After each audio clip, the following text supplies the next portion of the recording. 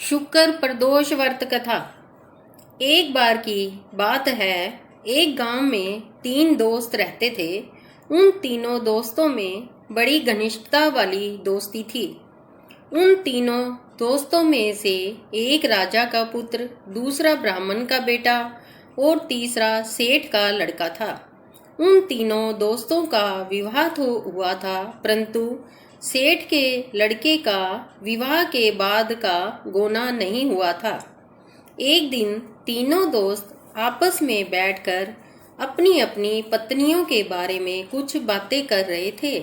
उनमें से ब्राह्मण का बेटा खुशीपूर्वक बोला, स्त्रियों के बिना घर भूतों जैसा लगता है।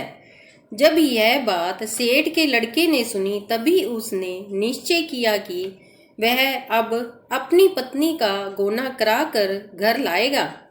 फिर से तीनों दोस्त अपने अपने घर चले गए। सेठ के लड़के ने अपना गोना कराने के बारे में अपने माता पिता को बताया। उसके माता पिता ने कहा कि आज शुक्रवार है, सूर्यास्त हो चुका है।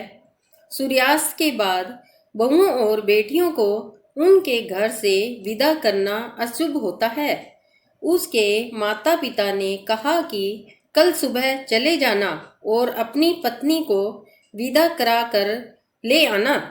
सेठ का लड़का अपनी जिद पर अड़ा रहा और उसने माता पिता की बात नहीं मानी और अपनी पत्नी को विदा करा के लाने के लिए अपने ससुराल चला गया।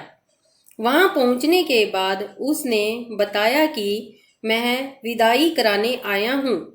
जब यह बात उन्होंने सुनी तो उसकी पत्नी के माता पिता ने भी उसे समझाया, लेकिन उसने उनकी भी एक बात न सुनी। उसकी जिद के कारण उन्हें अपनी बेटी की विदाई करनी पड़ी। जैसे ही वे लोग अपने गांव से बाहर निकले, वैसे ही उनकी बैलगाड़ी का पहिया टूट गया और एक बैल की टांग भी टूट गई और उसकी पत्नी को भी काफी चोटें लगी। सेठ के लड़के ने फिर भी हार नहीं मानी और फिर आगे जाने लगा। जैसे ही वह कुछ दूर गया, डाकुओं ने उसे घेर लिया तथा सारा सामान लूट लिया।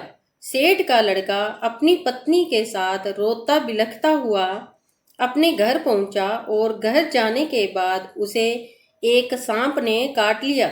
उसके पिताजी ने वैद्य को बुलाया और वैद्य ने जांच की और कहा कि आपका लड़का 3 दिन के अंदर ही मर जाएगा।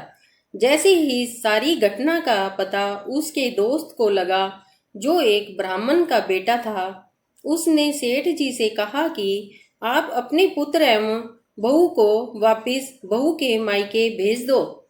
इसलिए सारी परेशानियां आ रही है, क्योंकि वह अपनी पत्नी को शुक्रास्त में विदा करा के लाया है।